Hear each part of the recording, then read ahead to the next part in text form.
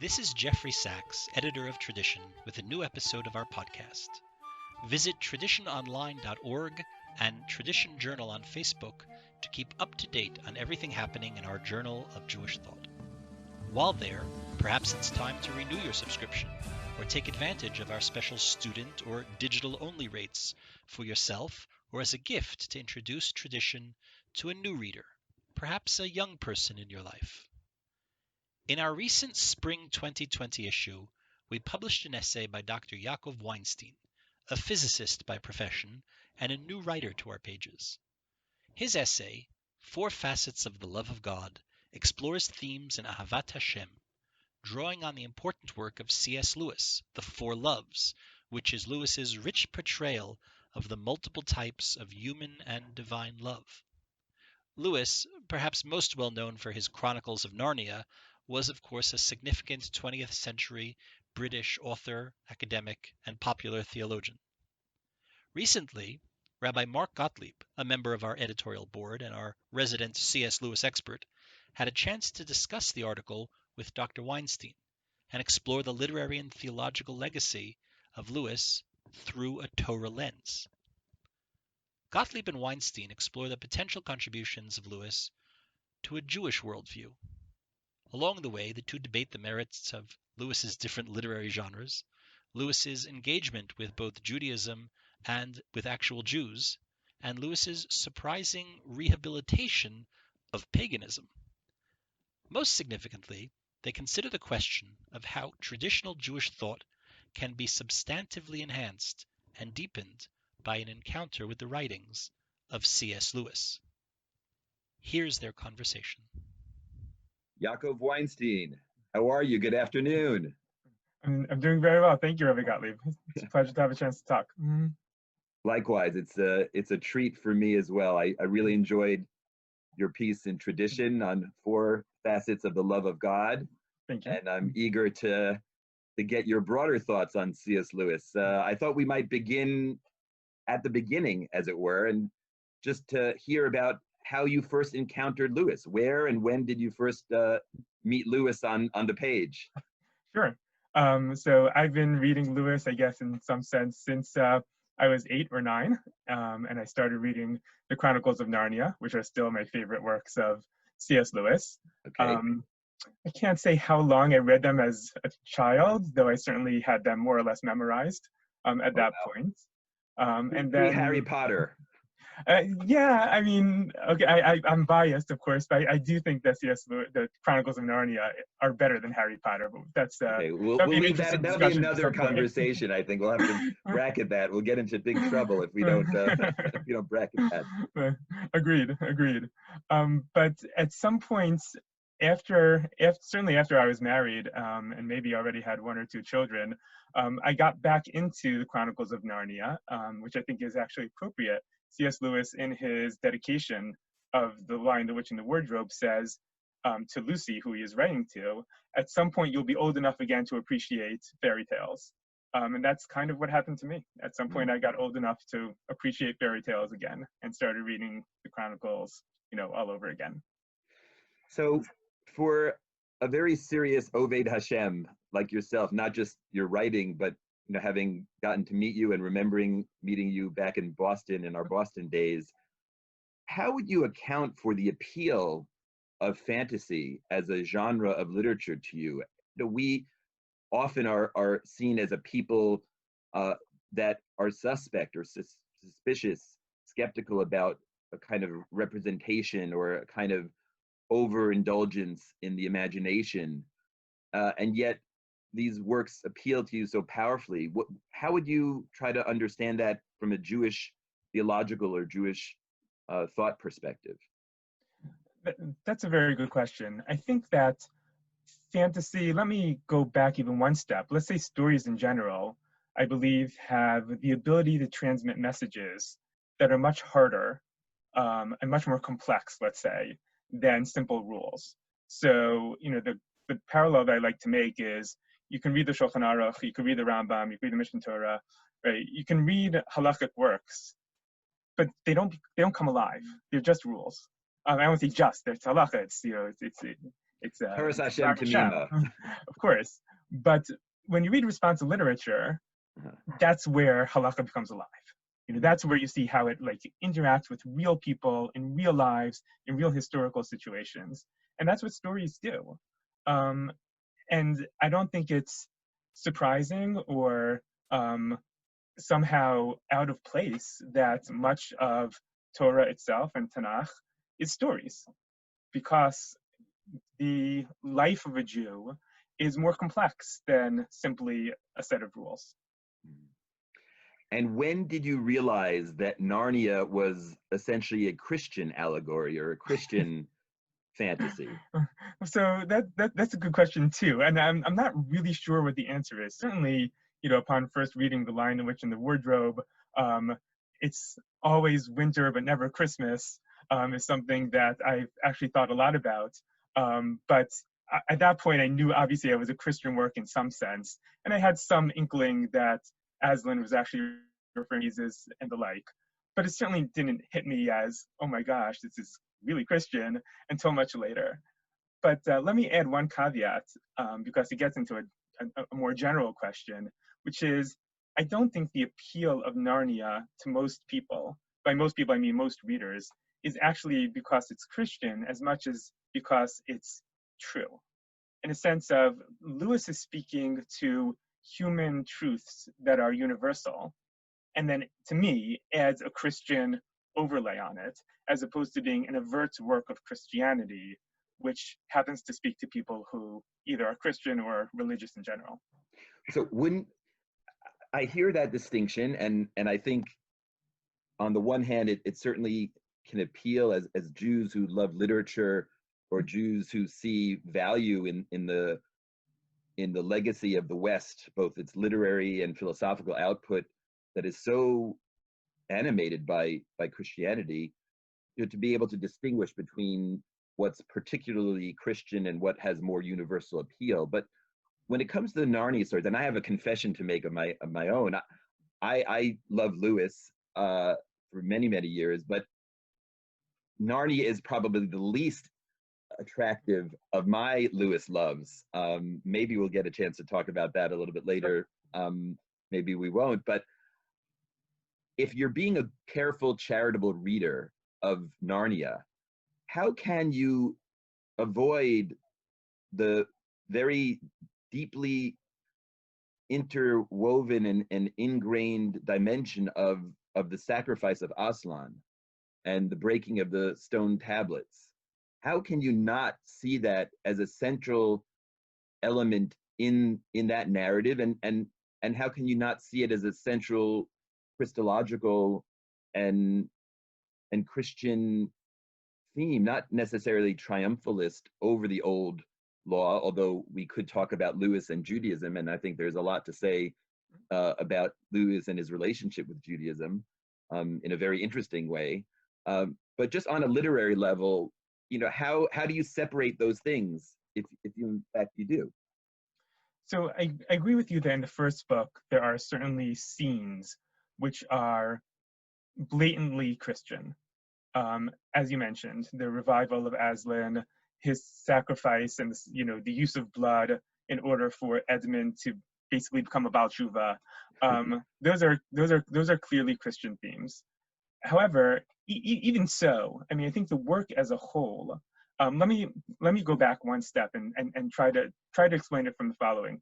The Tiferes Yisrael has a very famous essay in Pirkei Avos about the difference between Jews and non-Jews, right? So his basic question is that why is it that Jews are called Adam while Umos Olam, right, the nations of the world, are not called Adam, right? That seems to have very negative consequences. I mean, they were saying non-Jews are not people. It would be a horrible thing. And so he explains that the difference is Jews were given a revelation, right? Kind of like Adam himself, right? Adam knew God because he was created by God and because he spoke to God. And Jews as a whole were, in the same vein, drawn up towards God, brought on top of the mountain, right? Literally Sinai, where the revelation took place.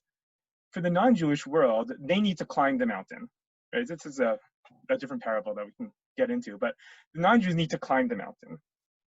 And Therefore, it's taken them, as it were, longer to see what we as Jews hold as self-evident: the idea of monotheism, the idea of charity, different concepts that we take as given because of revelation. The non-Jews have to work out on their own. And therefore, what Lewis has done, and this is, I think, very well spoken to in Michael Ward's book, Planet Narnia, what Lewis did. A great book of scholarship, incredibly, excellent. It's like a detective novel also. It's incredible. It's fascinating. I've actually met Michael a few times, and we've struck up a friendship, and he's a very impressive, I would say he's a Ohev Yisrael in his own way. He's wonderful. That's amazing. That's amazing. Yeah. That's amazing. Yeah. So, and what he tries to demonstrate is that Lewis is building off of effectively paganism, right. And what he provides us with is a way to study the mountain, right? And which, in a way, as Jews, we don't really do, because we're already in that sense, we're on top of the mountain, right? But we have to respect what the non-Jews have done in climbing the mountain. Now, obviously, Christianity and Judaism are not the same. But for us to compare Christianity to paganism, so clearly we would say that Christianity is a step up, if not many steps up, from paganism. And so, what Lewis does is he starts with, as it were, these 7 gods, right? He starts with the 7 wandering planets. Right, the planets. And talks about how each of those planets is actually a facet of God. Yes. And it's one facet in each book. There is one facet of God that takes over the book, and it's there in the scenery, and it's there in the actions, it's there in the conversations, it's there in everything. Right. And that's what he's done. So in that way, he's taken paganism, right, which Christianity is based on, right, and lifted it up, and explicitly, in a positive way. So you have a theology of paganism and a theology of creation to go with your love of Lewis's fantasy and allegory. It sounds like you've developed a theory of how to understand Lewis's appropriation of paganism or elevation, as you say, the stealing the gold and silver of Yetzias Mitzrayim, as it were, of the Egyptians. Agreed. An image from Augustine, and it has a very rich tradition in its own right. So if Narnia, Yaakov, is your favorite Lewis work, do you have a second favorite work? The Screwtape Letters. Screwtape Letters. Yeah. And when did you read the Screwtape Letters for the first time, and how did you hear about Screwtape? Probably in my 20s, I read Screwtape Letters for the first time. It just probably came across somewhere. I can't say where. Had you heard? I don't know if it's apocryphal or hagiographic, but Rav Lichtenstein Zatzal was known to have. We know that he read Lewis as a scholar of Renaissance and medieval literature. But specifically about the Screwtape Letters, I remember hearing when I was in yeshiva that Rav Lichtenstein thought that it was a great book of modern Musar, which it undoubtedly is. I had heard of that as well when I was in Yeshivat Zion. Yeah. I mean, did you end up reading it off of? I once spoke to Rav Aaron about Lewis. I asked him why there wasn't a Jewish Lewis, which has gotten some interesting play. There was an important article in the Jewish Review of Books a number of years ago by Michael Weingrad, why there is no Jewish Lewis, and Rav Aaron's response was characteristically deliberate and laconic in some sense. It was, that our creative talents were spent elsewhere, that theological investigation would be channeled into a halachic medium or a more traditional theological medium, and not through fiction or not through imaginative writing, which seems to certainly capture descriptively at least what has happened in the Jewish people. We'd be hard pressed to identify a Jewish writer of Lewis's caliber that was dealing in imaginative theological engagement. Agreed, though, no more so, I would say, than various midrashim. Of course, this takes us into a discussion of how we view midrashim, but let me, based on what we were talking about before, let me attempt to outline a Jewish Narnia. Okay. Right? So sounds good. If we wanted to say that, that the non-Jewish world, in this case specifically the Christian world, is building off of paganism, again in a positive way, not in a negative way, then but what each one of the books of Narnia is doing is actually speaking as an aspect, as it were, of God, right? God's relationship with human beings. But we have a parallel, right? We have a Kabbalistic parallel called Spheros. And so if one wanted to write a kind of Jewish Narnia, then I think the proper way to do it would be to have a book centered on Chesed, and a book centered on Gevura, and a book centered on Tiferes and Hod, and whatever those but mean. not as abstract ideas, but as something much more embodied, personified even, by a beast, a human, some semi-divine being, an angelic beings, sort of like the novels of Charles Williams, who was one of Lewis's good friends, one of the Inklings, wrote a book called War in Heaven, and The Place of the Lion, where there was a fictional and imaginative recreation of these divinities or powers, divine powers, similar to That Hideous Strength, which I know is not on your top 3 list of Lewis works, but I enjoy that book a lot. That one's a little too Christian for me, honestly. Okay, interesting. Or on the other hand, I'm comparing it to Narnia, and that's my favorite. So maybe it's not totally fair. You should give it a try again. I have it, but yeah. But I think, in that sense, the Kabbalists have done a lot of the work for us. I mean, they've already identified with each one of the Spheros a character, right? So Yaakov Avinu is Tiferes, Avram Avinu is Facets, Yitzchak Avinu is Gevura, right? So we've already seen a lot of that. So I'm not convinced that there hasn't been Jewish imaginative thought, and even Jewish imaginative stories, if you go towards Pirkei de Rebbe Eliezer and the like, just not novel length ones. Even Pirkei de Rebbe Eliezer, which is generally long, I think, for specific midrashim, is not as long as one of the books of Narnia. But so I agree that there hasn't been a Jewish Narnia, but I'm not. I think it's possible. I think there's a clear recipe for it, honestly. Yeah, that's really interesting. So have you ever wondered what Lewis thought about real live Jews? We know what you, as a real live Jew, think of Lewis. Have you ever wondered what Lewis thought about Jews? Has that kind of angle of Lewis writing or Lewis scholarship ever intrigued you, or ever given you something to explore? So I've thought about thinking about it. So in the following sense, of the Hachana. Right. Well, so there's at the end of the Silver Chair, which is one of the Chronicles, and depending on which order you believe the Chronicles should be in, order of publication versus chronological historical order. I'm a big fan of the order of publication, but that's a different argument. Almost at the very end. And again, the Silver Chair, for those who may not be familiar, is a story that has some parallels to The Lion, the Witch, and the Wardrobe, in which in both cases there's an evil witch from the north who is trying to take over Narnia. And obviously in The Lion, the Witch, and the Wardrobe, the witch was successful and was able to hold on to Narnia for a long amount of time. In the Silver Chair, that's avoided.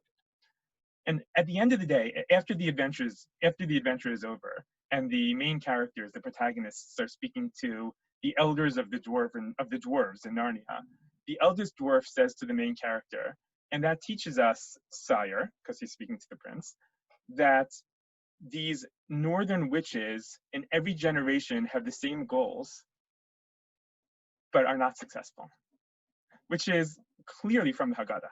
It's straight out of the Haggadah. I actually wrote an article. I wrote a few paragraphs on it on my blog. Torah tell our audience about your blog. So I have a blog, which is probably of interest to 10 people, which discusses. You're being too modest. It's called Torah from Narnia, and takes different aspects of Narnia and shows how either they can be enlightened by Torah or they can be used to enlighten different parts of Torah. And so you have a piece here on this exchange in the Silver Chair. in the silver chair, because it's straight from the Haggadah. And I don't know whether Lewis knew it was straight from the Haggadah, or whether that was something that he himself, understood to be true, that, goodness and innocence and what we hold as values are constantly under attack from evil. Do you remember offhand the year of publication of the Silver Chair? That I don't remember. No. Well, to me, when we talk about Lewis and Jews, the first and most definitive point of departure has to be his marriage to a Jew, a convert from Judaism, not from practicing Judaism, but from atheism and then Christianity even, Joy Davidman, Joy Gresham Lewis. He clearly did get inspiration from Joy's poetry. She was an award-winning poet. She wrote a book, an interpretation of the Ten Commandments called The Smoke on the Mountain, and Lewis wrote a very appreciative forward to it. But I asked because when they start to correspond in the early 50s, my senses were off a little bit in terms of timing. Probably. But it's entirely possible. I mean, of course, he also writes a book-length treatment, a little monograph called The Reflections on the Psalms, which is very rich material for what Lewis thought about Jews, both some more classical, I would say, English stereotypes about Jews, and some more semi-enlightened views on Jews, not overly enlightened. I mean, he still, at one point he says that an unconverted Jew is like kind of a mannequin who looks like the real thing but isn't the real thing, which would be, certainly conventional received Christian dogma of a he wasn't Catholic, as you know, he's a high church Anglican, but even, post Vatican II, this is a contested issue in terms of salvation for the Jew and the status of the Jew. But Lewis certainly does have a kind of interest in Jews. Yes. And so it's possible that he had, read something that in the Haggadah or elsewhere that made him think of that phrase. Yeah, it's certainly possible. I mean, to me, that's, Lewis as a person is less of interest than Lewis as a, whatever you want to call it, author, theologian, philosopher. Yeah. Right. Once you put the words down on paper, they can be, in some sense, divorced from reductionist from and very narrowing and very, constricting, and he traveled over so many different disciplines. Correct. So you wrote this piece, this very fine piece in the spring 2020 issue of Tradition called Four Facets of the Love of God. And you use as a heuristic, at least, Lewis's four loves. Is there any insight beyond the heuristic, beyond those typologies that you invoke? Is there anything more substantive as an insight from Lewis that you think informs your own thinking or what you were able to convey in the article? So in that article specifically, I would say yes. It really helped me. For example, one of the things that I tried to argue in the article is the idea of loving God as a friend, which a priori sounds a bit blasphemous. Right.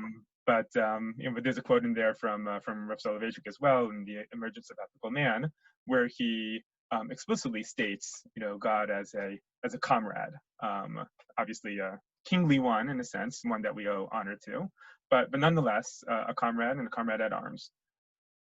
Yeah, that's a great image, the comrade at arms, where lovers are always looking at one another face to face. They're looking at one another's eyes, whereas friends are shoulder to shoulder, looking at some common distant, goal or aim. Yes, and that's a great differentiation, and shows in some sense the complexity of any real relationship. Sure. Even human relationships, not let alone human to God relationships. Sure, and the fact that some of those lines get blurred and you have shoulder to shoulder and eye to eye in some powerful way. But one of the things that Lewis says about friendship, which I thought was extremely insightful and helped, and certainly helped me, was that a friendship group is better when there are more people. Yes. And the way he argues that is to say, because let's say you and I are friends, and then somebody else comes along and they're in our friendship circle. So the way that this other person interacts with you is different than the way I interact with you. Sure. And right. so it brings out each dimension correct. outwardly, whereas lovers have that exclusivity and that zealousness that precludes another partner. Three's a crowd. Impossibility. when it comes to that. Exactly. Well, but if we abstract from that and talk about the love of God, then I have my relationship with God and you have your relationship with God, and they're not the same. And so I can understand God better if we're all part of that same friendship circle, because I can see the way you interact with God, right? And because you and I are different, and because, based on the mission of Sanhedrin, every person is different, right? I can never get a full panoramic picture of God, that goes without saying, but I can't even get a humanly possible full panoramic picture of God unless everybody in the world is friends with God, and I can connect with each one of them. Right. And that, I think, gives us new insight into right, why we want the entire world to worship God, why it's important that the entire world worship God, not just from a not just from a crusade feeling like it's more, we've got a bigger team. It's not just the quantity, it's the sense of human personhood, that each individual is irrepeatable and can only be really appreciated in the light of that divine relationship that brings out the uniqueness and the unrepeatable nature of each human individual and each person. Correct. So that's something, you can't, I wasn't able to just say, oh, friendship is a type of love. But that's something that Lewis really provided, I think, excellent insight into. Well, Yaakov, I think you're going to spearhead an aguda achas of Lewis lovers, of this small but proud band of Lewis fans, both the fiction and the imaginative literature, the lay theology and the philosophy. Well, Shalom al Yisrael, as it were. But thank you so much, Yaakov. It's been a great conversation. And readers, please, Yaakov's article, again, the spring 2020 issue of Tradition, 4 Facets of the Love of God, can be found for subscribers on traditiononline.com, .org perhaps. Thank you so much again, Yaakov. Pleasure. Thank you.